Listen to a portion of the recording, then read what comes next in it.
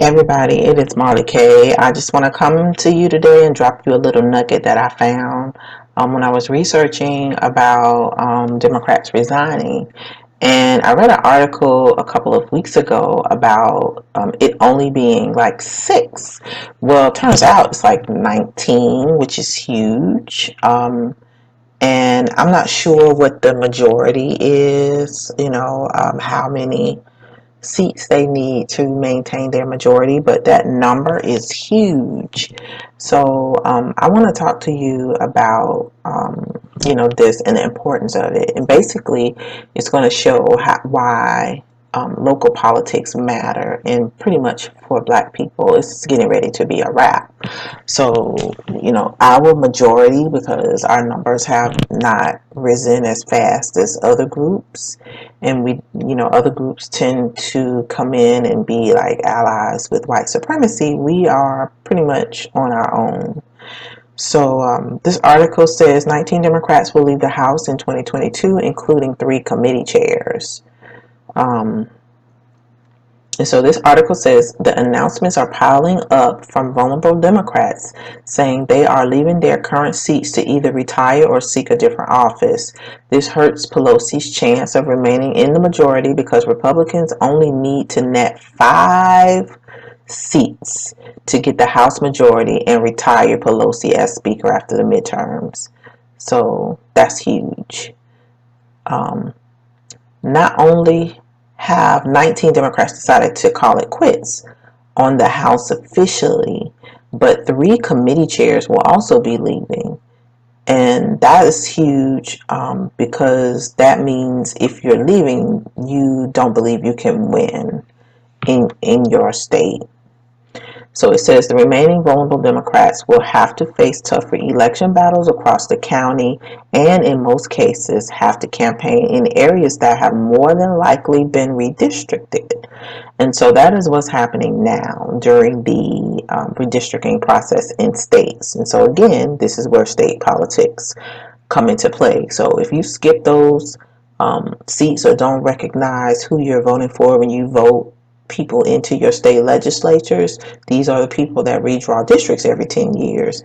And they have basically redrawn districts and taken away the power from Black people. And that is huge. This also says Democrats during the last 11 months in office have been siding with President Joe Biden on many key partisan issues, and his approval numbers have tanked over time. So here, is a list of all the Democrats who have announced that they're retiring from public office after the current term, which expires in January 2023. So that would be, people from Texas, Arizona, Illinois, Wisconsin, Kentucky, North Carolina, Pennsylvania, California, North Carolina. And, that's huge. So in addition to those people not seeking re-election in their states and retiring, you have a number of representatives who are either running for a different office. Like a couple of them are running for Senate, like Val Demings and Charlie Crist here in Florida. But you also have people like Karen Bass, who is leaving and she's going to run for mayor. You have Representative Anthony Brown. He's leaving and he's going to run for Attorney General in Maryland. And then you have one Representative Tom Suozzi. Suozzi. I'm sorry, I don't know how to pronounce his name. But he announced in November that he's going to run for governor. So a lot of these people are leaving and they're running for state offices. And who's going to forsake federal power for state power after you've been in Congress for all those years, except for people who understand that they're losing power. And they're going to try to go back and get some power at the state level, like just addicts to power, for power. So this is huge for Black people. Black people need to understand what this means, because this means that if they're leaving now and announcing now, they understand it's a wrap. 2022 isn't even here yet. And they announced in 2021 that they're not running again. So this lets you know they're not planning on saving us. They're not planning on doing nothing. They don't have the power to do anything, and they understand that they're losing. And I think about like Val Demings running for Senate, and she thinks she can win against Marco Rubio. Like, people who don't spend any time in South Florida, like we have one of the biggest, most liberal parts of the state, and like, it's a Republican stronghold now. Like, Miami pretty much is Republican. Um, the Hispanic population, they love Trump. Here in Broward County, the Republicans have been out registering Democrats. Democrats don't even really have a ground game here. Like, they're not doing anything here. Same for West Palm Beach, and that's where Trump lives. So, like, he's here. This is his state. He got the governor. He got all the local politicians. He's got the strong base, and they have a strong ground game here. Like, Val Demings is going to get her ass kicked, and I don't even know like how to say it. There's no nice way to say it. So, a lot of these people gassed up, and they just don't really understand like local politics. They don't spend any time down here. Um, and this is a considered a battleground state, and this is a battleground district. Typically pretty liberal, but things have changed over the last 5 years, and they have um, more Latin Americans here who tend to be anti-black and pro-Republican, anti-communism, anything. I'm sorry, not anti-communism, anti-socialism, anything that is socialist they are opposed to, because a lot of them come from socialist countries where it's not working. So they believe in free markets, and they believe in racism. So that's two things that the Democrats are not going to compete with. And a lot of these states have districts where they have huge Hispanic populations, and the shift is coming. And I think Democrats are going to be surprised to learn that a lot of Hispanics are not going to vote for them. They're going to get whatever they give them for free. They're going to vote for Republicans. And if black people stay home, like, a lot of them are planning on sitting out the election because they don't really have anything to vote for. It's a wrap.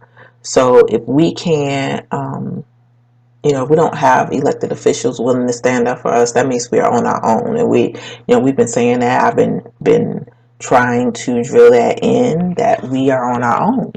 And I want you to get it in your heads. We don't have anybody. There's nobody coming to save us. There's nobody advocating for our interests.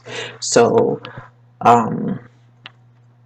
just understand that these people are leaving office like crazy, and we are not going to fare well because we don't have the numbers. The districts have been redrawn, and a lot of our districts have either been combined or made smaller, so we have less representation.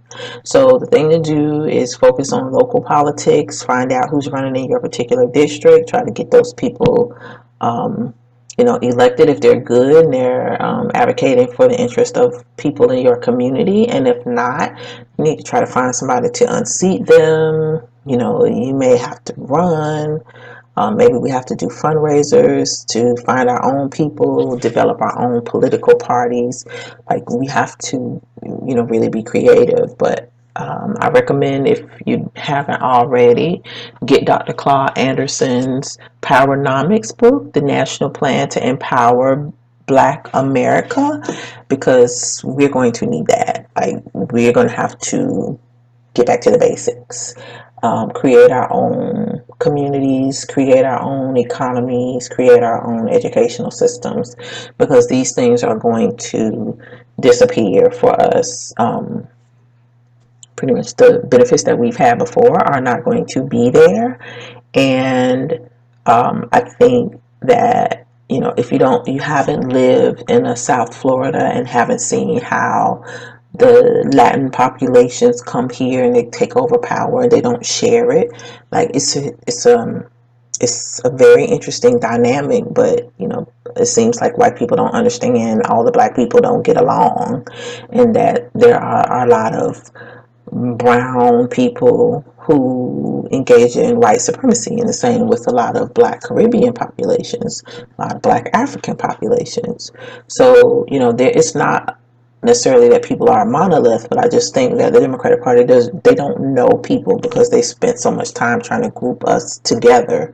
They haven't spent enough time trying to learn the different segments, and they think everybody is like black people, but some of these other people that come here, these other ethnic groups, they are not sold on the Democratic Party, and they don't want anything to do with them. So just pay attention to people resigning and leaving office.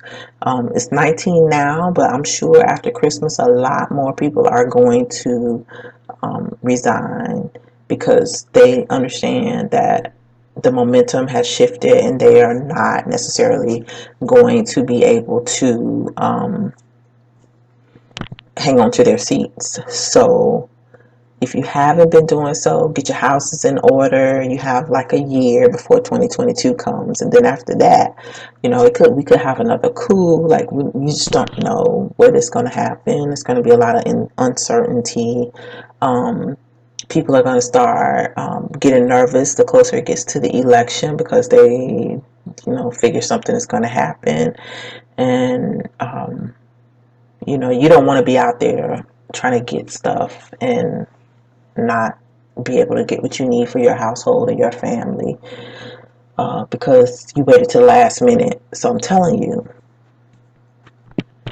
right now you have less than a year to get your houses in order for 2022.